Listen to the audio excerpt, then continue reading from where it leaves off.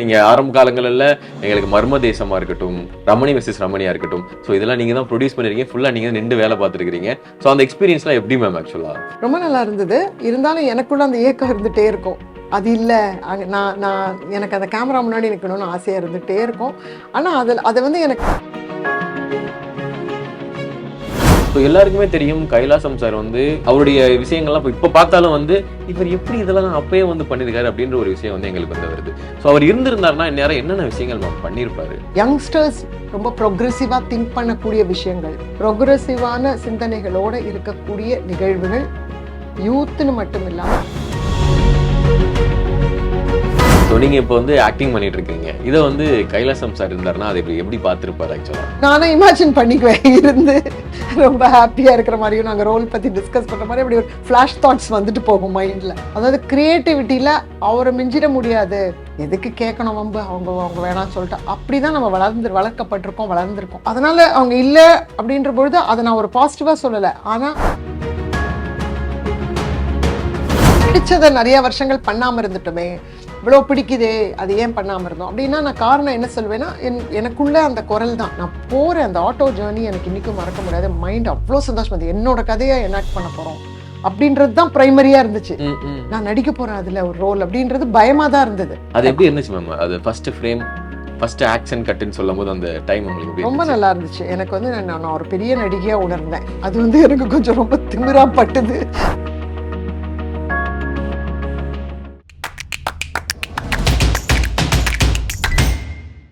பெராண்டா race banking மற்றும் government தேர்வுகளுக்கான online மற்றும் ஆஃப்லைன் பயிற்சி. The Chennai Silks in Wow Summer Sale. Let the celebrations begin. தமிழகம் எங்கும் கிளைகள் கொண்ட Annamal Institute of Hotel Management and Hospital Management படிப்பில் சேர்வதற்கான அட்மிஷன் நடைபெறுகிறது. இவ்வளோ விஷயங்கள் பண்ணிருக்கேன் மேம். என்னுடைய ஸ்பெசிஃபிக்கான விஷயங்கள் அப்படின்னா, ஏன்னா ப்ரொடக்ஷன் விட்டு அங்கிட்டு இங்கிட்டு போறது, ஏன்னா நீங்க ஆரம்ப காலங்கள்ல எங்களுக்கு மர்ம தேசமா இருக்கட்டும், ஸோ ரமணி மிஸ்ஸஸ் ரமணியா இருக்கட்டும், ஸோ இதெல்லாம் நீங்க தான் ப்ரொடியூஸ் பண்ணிருக்கீங்க. ஃபுல்லா நீங்க நின்று வேலை பார்த்துருக்கீங்க. ஸோ அந்த எக்ஸ்பீரியன்ஸ்லாம் எப்படி மேம் ஆக்சுவலா? கைலாசம் கிரியேட்டிவ் ப்ரொடியூசராக இருந்தார். நான் வந்து நிறைய டே டு டே ஆக்டிவிட்டீஸ்லேருந்து எல்லாமே பார்த்துக்குவேன். ரொம்ப நல்லா இருந்தது. இருந்தாலும் எனக்குள்ள அந்த ஏக்கம் இருந்துகிட்டே இருக்கும். அது இல்லை, நான் எனக்கு அந்த கேமரா முன்னாடி நிற்கணும்னு ஆசையாக இருந்துகிட்டே இருக்கும். ஆனால் அதை வந்து எனக்கு ஒரு அச்சீவபிள்னே நான் நினைக்கல. அங்கே போவேன் ஒரு நாள்னு நான் நினச்சது கூட கிடையாது. 20 வருஷங்களுக்கு முன்னாடின்னு இல்லை, ஒரு 5-6 வருஷம் முன்னாடி கூட நான் நினச்சது கிடையாது. கனவு கண்டுறதே நிறுத்திட்டேன். நான் கேமரா முன்னாடி இருக்கிறது, அது பண்ணுறதை நடிச்செல்லாம் பார்க்க மாட்டேன் கண்ணாடி முன்னாடி. அது மாதிரிலாம் பிகாஸ் அது எனக்கு நடக்காத ஒரு கனவு. நான் அதை பண்ண மாட்டேன். அது ஏதோ முடிச்சிட்டோம், பண்ணல, ஒரு ஏஜில் பண்ணலைன்னா பண்ணக்கூடாது, பண்ண முடியாதுன்னு நான் விட்டுட்டேன். ஸோ கிரியேட்டிவ்ல வேணும். ஓஹோ, எனக்கு கிரியேட்டிவ் தானே இன்ட்ரெஸ்ட்னு சொல்லிட்டு தான் ஒரு பாயிண்ட்ல சிறுகதைகள் எழுத ஆரம்பித்தேன். ஸோ ஒரு 15 சிறுகதைகள் பப்ளிஷ் பண்ணியிருக்கேன். பட் சிறுகதைகள் எழுதிட்டேன். ஓகே, அதுதான் நான் நினச்சிட்டு இருப்பேன். எங்கள் வீட்டு பசங்களும் சொல்லுவாங்க, ஓகே ரைட்டிங் தான் எனக்கு இன்ட்ரெஸ்ட் பண்ண, எழுது நிறைய எழுதுன்னு என்கரேஜ் பண்ணிட்டு இருப்பான். அது அப்போ இந்த மாதிரி எழுத்துல இந்த சமயத்தில் எங்களோட ப்ரொடக்ஷன் அதெல்லாமே முடிஞ்சு போச்சு. கைலாசம் மறைவுக்கு பின்னரே அந்த ப்ரொடக்ஷன், அந்த விஷயங்கள் எல்லாம் மறைஞ்சு போச்சு. ஸோ அதுக்கப்புறம் வந்து நான் இன்ஃபேக்ட் ஒரு பேங்க்ல எல்லாம் வேலை பார்த்துட்டு இருந்தேன். அப்போதான் எனக்கு வந்து திடீர்னு தோணுச்சு, நம்மளே ஒரு நாடகம் எழுதணும்னு சொல்லிட்டு அந்த பேங்க்ல இருந்தபோது தான் அந்த உந்துதல், ஏன்னா சம்மந்தம் இல்லாத ஒர்க்ல உட்காந்துருக்கோம் அப்படின்னு சொல்லிட்டு அதை கொஞ்சம் முன்னாடியே குவிட் பண்ணிட்டு ஒரு நாடகம் எழுதி நான் வந்து நானே டைரக்ட் பண்ணேன். லோகேஷ் கனகராஜுக்கு அப்புறமா பேங்க்ல இருந்து வந்துட்டு சினிமாக்கு வந்தது நீங்களும் ஒரு ஆள். அதுக்கப்புறம் நான் வந்து அதுல ஒரு ரோல் பண்ணேன். என்னோட நாடகத்துல நானே ஒரு ரோல் பண்ணும்பொழுது எனக்கு அது ஒரு பெரிய, இன்ஃபேக்ட் அந்த நாடகத்துக்கான ஒரு டிஸ்கஷனுக்கு ஒரு ஹெல்ப் எடுத்துக்கிட்டேன். கிரிதரன் ஒரு பெரிய theatre artist and actor director. So அவர்கிட்ட தான் ஹெல்ப் எடுத்துக்க போகிறேன். அவர் தான் அந்த எக்ஸிக்யூஷன் கொஞ்சம் ஹெல்ப் பண்ணுறாரு ஃபர்ஸ்ட் நாடகத்துக்கு. நான் போகிறேன், அந்த ஆட்டோ ஜேர்னி எனக்கு இன்றைக்கும் மறக்க முடியாது. மைண்ட் அவ்வளோ சந்தோஷம் வந்து என்னோட கதையை எனாக்ட் பண்ண போகிறோம் அப்படின்றது தான் ப்ரைமரியாக இருந்துச்சு. நான் நடிக்க போகிறேன் அதில் ஒரு ரோல் அப்படின்றது பயமாக தான் இருந்தது. ஆனால் ஒன்ஸ் அந்த ஸ்டேஜில் ஏறி பண்ணும்பொழுது எனக்குள்ளே வந்து நம்ம வந்து நடிக்கணும், நம்ம ஏன் விட்டுட்டோம், ஐயோன்னு அந்த ஒரு அழுத்தம், அந்த ரிக்ரெட் இருக்குது பார்த்தீங்களா, பல வருஷங்கள் நான் விட்டது. எனக்கு அது ரொம்ப அழுத்தமாக இருந்துச்சு, எனக்கு அது ரொம்ப வருத்தமாக இருந்துச்சு. ஏன்னா நீங்கள் யோசிச்சு பாருங்களேன், இது எனக்கு என்ன, நிறைய பேர் பாராட்டுறாங்க, நல்லா பண்ணுறேன்னு சொல்கிறாங்க. எனக்கே ஏதோ புரியுது, எனக்கு அது பிடிக்குது, வருதுன்னெலாம் புரியுது. குழப்பமாக இருக்குது. ஆனால் நான் ஏன் மிஸ் பண்ணிட்டேன், இவ்வளோ வருஷத்தை மிஸ் பண்ணிட்டேன். இனிமேல் இந்த மாதிரி ரோல் தான் கிடைக்கும், சரி பரவாயில்ல, அந்த ரோலாவது பண்ணலாம், at least let me be happy standing before the கேமரான்னு சொல்லும்பொழுது கட்டில் அப்படின்ற படத்துக்காக தேடிட்டு இருந்தாங்க. தேடிட்டு இருந்த பொழுது அவர் பார்த்தா எங்களுடைய டெலிவிஷன்ல அந்த காலத்துல நடிச்சவர் மறந்து ஈவி கணேஷ் பாபுன்னு அதுல எல்லாம் ரோல்ஸ் பண்ணியிருக்காரு. So he was very happy. அவருக்கு ஒரு நியூ ஃபேஸ், நியூ இது, என் நாடகம் பார்த்துருக்காரு. ஸோ நடிச்சிடும்ன்ற நம்பிக்கை அவருக்கு இருந்துச்சு. ஸோ அவர் அந்த ரோல் கொடுத்தாரு எனக்கு. அது ஒரு அம்மா ரோல். எனக்கு வந்து எப்படின்னா, நான் என்னை எப்படி ஒரு டயர்டு அம்மாவை காமிச்சுக்க முடியுமோ அதில் நான் ரொம்ப ஆவலாக இருந்தேன். இப்போ அதுக்கு ஆப்போசிட்டா நினைக்கிறேன். ஒரு 20 படம் பண்ண பிறகு I want to do one brisk and middle age romantic அம்மாவா பண்ணணும்னு ஆசைப்படுறேன். ஆனால் அப்போ வந்து அப்படியே வந்து நொந்து அப்படியே ஒரு சேட் அம்மாவா சந்தோஷமா நடிச்சேன் ஃபர்ஸ்ட் படத்துல. ஓகே மேம், நீங்க சொல்லும் போதே தெரியுது. ஏன்னா வந்து அந்த 20 வயசுல நம்ம நடிச்சிருந்தோம்னா நம்மளுடைய அந்த பசி அப்படின்றது அது கரெக்டா தீர்ந்திருக்கும். இப்போ வந்து நம்ம அந்த 20 வருஷத்துக்கு அப்புறம் பண்ணும்போது 20 வருஷத்தை மிஸ் பண்ணிட்டோமே முருகா அப்படின்ற மாதிரி விஷயங்கள் ரொம்ப நிறைய. ஆமா, பிடிச்சதை நிறைய வருஷங்கள் பண்ணாம இருந்துட்டோமே, இவ்வளவு பிடிக்குதே அது ஏன் பண்ணாம இருந்தோம் அப்படின்னா, நான் காரணம் என்ன சொல்வேன்னா, எனக்குள்ள அந்த குரல் தான், பண்ணு, just do it, go take the first step அப்படின்னு நான் எனக்குள்ள சொல்லிக்கல. அந்த குரலை வந்து நான் வந்து அடக்கிட்டேன், அவ்வளவுதான்.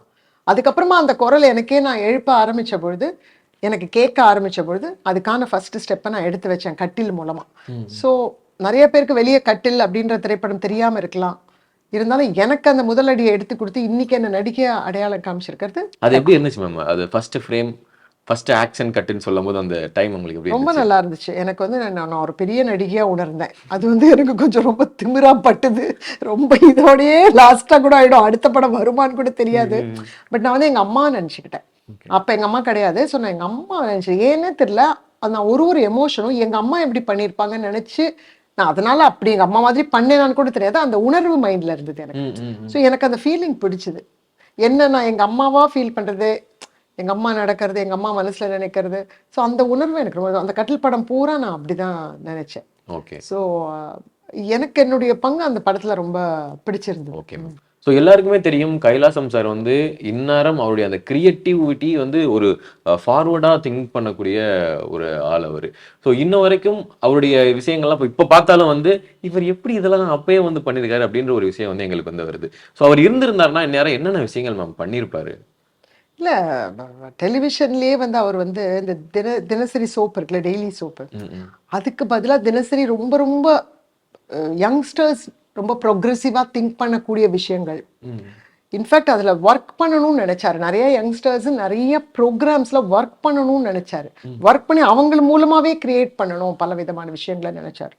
ஸோ நிறைய ப்ரோக்ரெசிவ் அப்படின்றதுக்கு தமிழ் வார்த்தை என்னன்னு தெரியல, பட் ப்ரோக்ரெசிவான சிந்தனைகளோடு இருக்கக்கூடிய நிகழ்வுகள் யூத்துன்னு மட்டும் இல்லாமல் எல்லா வயதினருக்குமான சில ப்ரோக்ராம்ஸ் நிறைய டெலிவிஷனில் பண்ணணும் அப்படின்றதுல மட்டும் அவர் உறுதியாக இருந்தார். டெய்லி சோப்புக்கு அகெயின்ஸ்டாக இருந்தார். அதாவது அது எதுவுமே இல்லாமல் ஒரு இதை கொடுக்குது இல்லை, தான் பண்ணதுலேயே சில சீரியல்ஸை அவர் வந்து ஹேட் பண்ணார். அதுக்கப்புறம் பிற்பாடு ஒரு மார்க்கெட்டிங்காக பண்ணிட்டோம் சில கதைகள்லாம், அந்த மாதிரியான கதைகள் சூஸ் பண்ணியிருக்க கூடாது. இப்போ விடாது கற்பூரம் ரமணி வர்சஸ் ரமணி கொஞ்சம் வித்தியாசமா இருந்திருக்கலாம், காமெடி கொடுத்துருக்கலாம். பட் விமன் ஒரு சர்டன் விதமாக காமிக்கப்படுறது, அந்த மாதிரி காமிக்கப்படுறது, அதெல்லாம் போக போக நிறைய விஷயங்கள் வந்து அது என்ன, ஒரு கதை கொண்டு வரோம், ஒரு டைரக்டர் கொண்டு வரோம், உனக்கு ஓகேன்னு சொல்லிட்டோம், ஸ்லாட் ரெடி ஆகிடுது, ப்ரொடியூசராக போயிடுறேன், மாட்டிக்கிறேன்.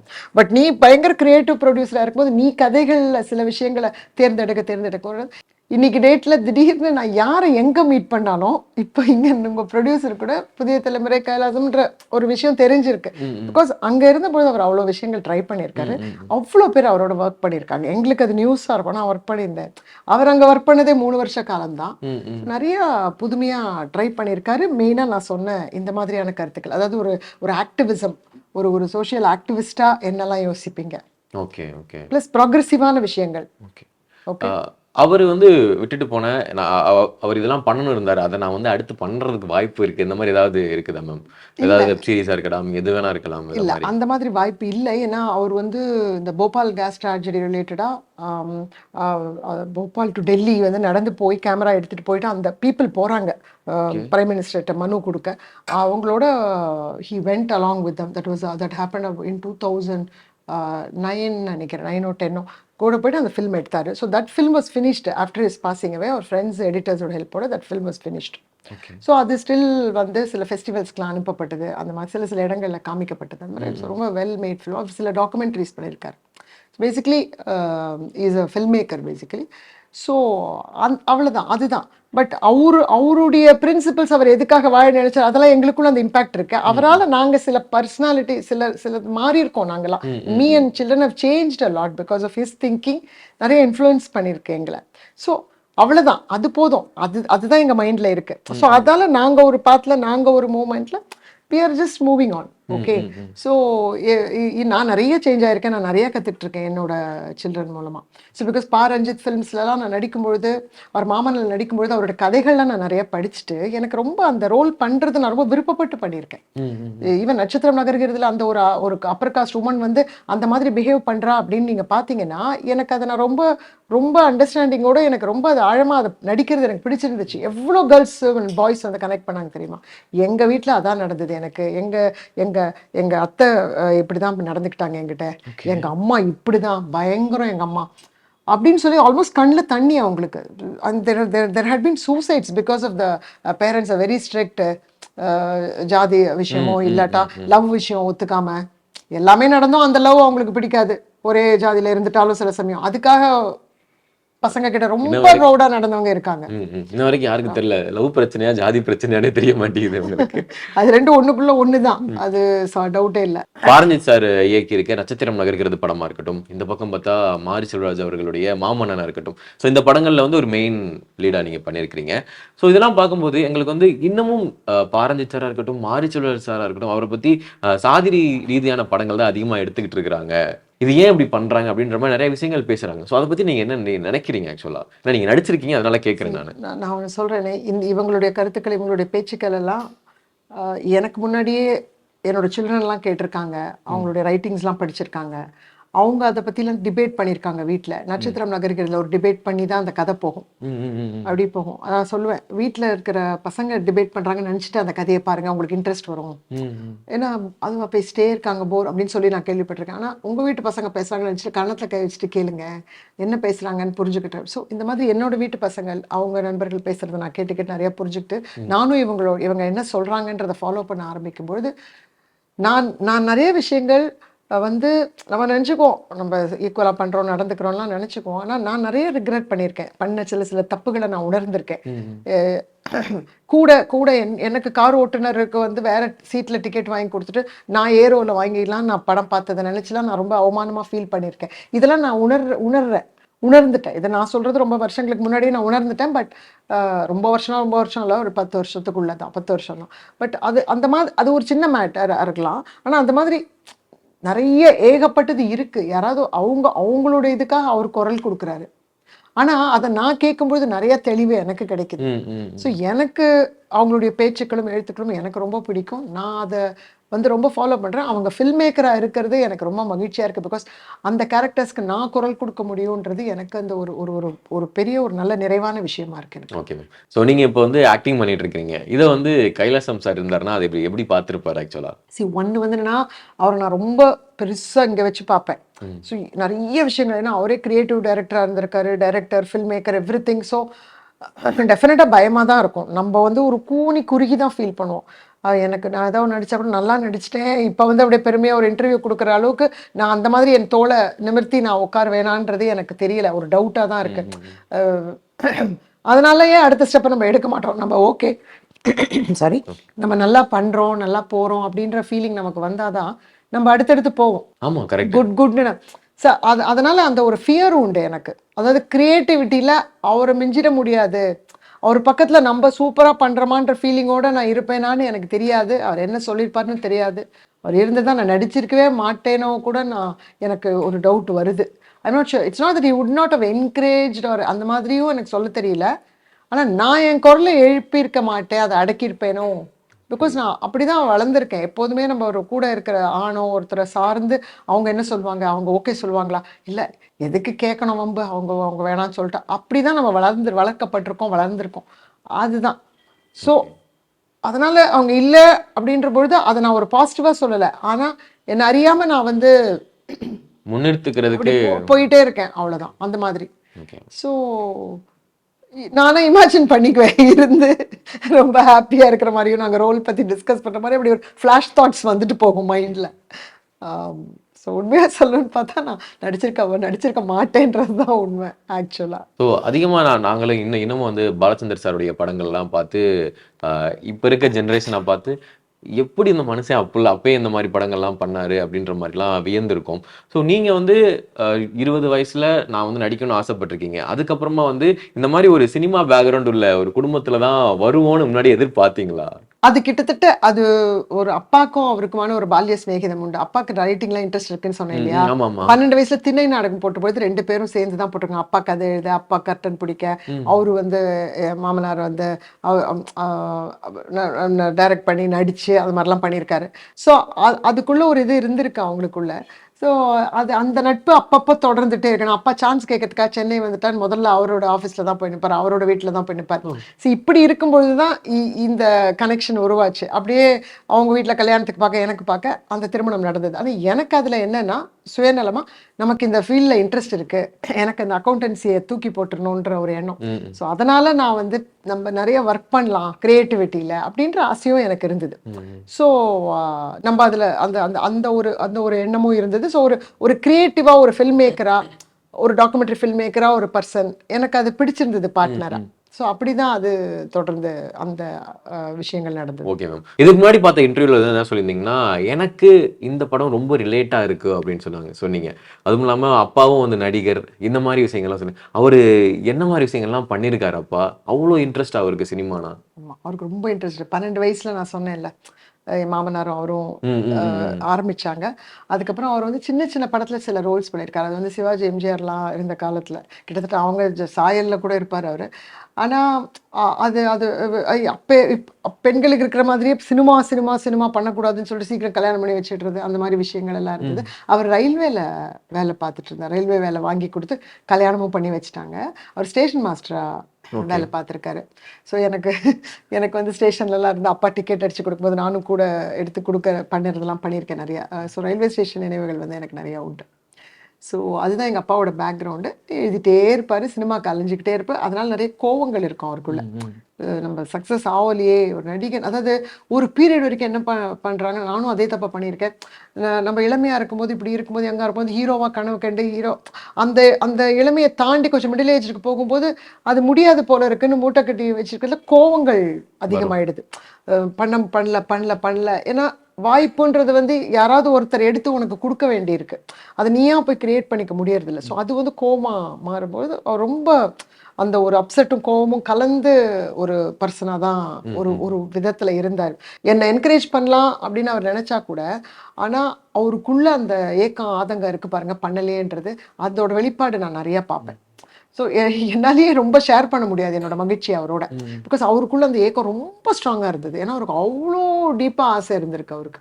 ஸோ எனக்கு ஒரு பாயிண்ட்ல எப்படி ஹெல்ப் பண்ணுறது, அவருக்கு பண்ணுறதா என்னோடது பண்ணுறது, நானே லேட்டு. ஸோ இது ரொம்ப டிஃபிகல்ட்டு. நான் அப்பா கையை பிடிச்சி தூக்குறது, அவருக்கு எனக்கு ஒன்றும் பண்ண முடியாது. பட் அவரால் மனப்பூர்வமாக என்னை என்கரேஜ் பண்ண ஆசைப்படுவார். ஆனால் அவருக்கு வேணும் சான்ஸ். ஸோ இது எனக்கு ஒரு போட்டியாகவும் கஷ்டமாகவும் இருந்தது. இருந்தாலும் அவர் என்னை இன்ஸ்பிரேஷனாக நான் எடுத்துக்கிட்டே இருந்தேன் அவரை. ஏன்னா அந்த டிசையரும் அவருடைய அந்த ஆசையும் எனக்கு வந்து அது ரொம்ப ரொம்ப ஊக்கமாக இருந்தது. ஸோ எதையும் அந்தந்த டயத்தில் நம்ம வந்து ஆசைப்படுறோம் அப்படின்னா அது உடனே செஞ்சிடணும் அப்படின்றது நம்ம கையில் இல்லைல்ல. சில இல்லை சொல்கிறேன் நான். ஆனால் ஆசைப்பட்டுக்கிட்டே இருக்கணும். சிலருக்கு 20, சிலருக்கு 30, சிலருக்கு 40, சிலருக்கு 50. எங்கள் அப்பாவுக்கு 89. இன்னும் 2 வருஷம் இருந்திருந்தா அவரை நீங்கள் பார்த்துருக்கலாம் ஸ்க்ரீனில். ப்ராபப்ளி அவர் இல்லை. ஸோ அந்த மாதிரி நம்ம ட்ரீமை நம்ம வந்து மைண்டில் அதை நான் மூட்டை கட்டி வச்சேன் நான் நினச்சிக்கிட்டு இருக்கேன். என் குரலை நான் அடக்கிட்டே நினச்சிட்டு இருக்கேன். அது எங்கேயோ இருந்துகிட்டே தான் இருந்திருக்கு. அதனால தான் என்னால் இன்னைக்கு டேட்டில் இல்லை, 5 வருஷம் முன்னாடி நான் இந்த நிலைமையில இல்லை. நான் இந்த மாதிரி இன்டர்வியூஸ் கொடுப்பேன், இந்த மாதிரி பேசுவேன் நான் நினைக்கவே இல்லை. ஆனால் டெஃபினட்டாக ஸ்டார் ஃபிலிம் வந்து எனக்கு ஒரு சின்ன ஸ்டார் அந்தஸ்தை கொடுத்துருக்கேன். ஏன்னா நான் தியேட்டர்களுக்கெல்லாம் போனாலே என்னை பார்ப்பாங்க, என்னை அடையாளமே தெரியாது. இப்போ இப்படி போனேன்னா என்ன அடையாளமே தெரியாது. ஆனால் ஸ்டாருக்கு அப்புறம் நான் எப்படி இருந்தாலும் என்ன அடையாளம் கண்டுபிடிச்சிக்கிறாங்க. நான் சல்வார் போட்டு போனாலும், ஆமாம் சல்வார் போட்டு போனாலும் ஒரு செகண்ட் போயிடுறாங்க, டக்குன்னு திரும்பி வந்து நீங்கள் தானே. ஸோ அந்த ஒரு நிஜமாவே ஸ்டாரான அடையாளத்தை ஸ்டார் படம் எனக்கு கொடுத்துருக்குன்றது நான் ரொம்ப ஷுவராக சொல்லுவேன். Okay ma'am. ஸோ அந்த டைலாக் மட்டும் சொல்லிட்டு நம்ம அப்படியே இன்டர்வியூ முடிச்சுக்கலாம் மேம். ஓகே. அவன் எனக்கு சம்பாதிச்சு போட வேணாம், அவன் என்ன பார்த்துக்க வேணாம், அவனை எழுந்து மட்டும் வர சொல்லு, அவனை காலம் புற இப்படியே வச்சு நான் பார்த்துக்கிறேன். ஓகே மேம் செம்ம. ஸோ ஏன்னா ஒரு நல்ல ஃபீல் கொடுத்துச்சு. ஸோ இவ்வளோ நேரம் பேசினது நிறைய விஷயங்கள் எங்களுக்கு வந்து சொல்லியிருக்கீங்க. Thank you so much. நிறைய படங்கள் பண்ணுங்க ma'am. Thank you. Thank you. பெராண்டா race banking மற்றும் கவர்மெண்ட் தேர்வுகளுக்கான ஆன்லைன் மற்றும் ஆஃப்லைன் பயிற்சி. The Chennai Silks in Wow Summer Sale. Let the celebrations begin. தமிழகம் எங்கும் கிளைகள் கொண்ட Annamal Institute of Hotel Management and Hospital Management படிப்பில் சேர்வதற்கான அட்மிஷன் நடைபெறுகிறது.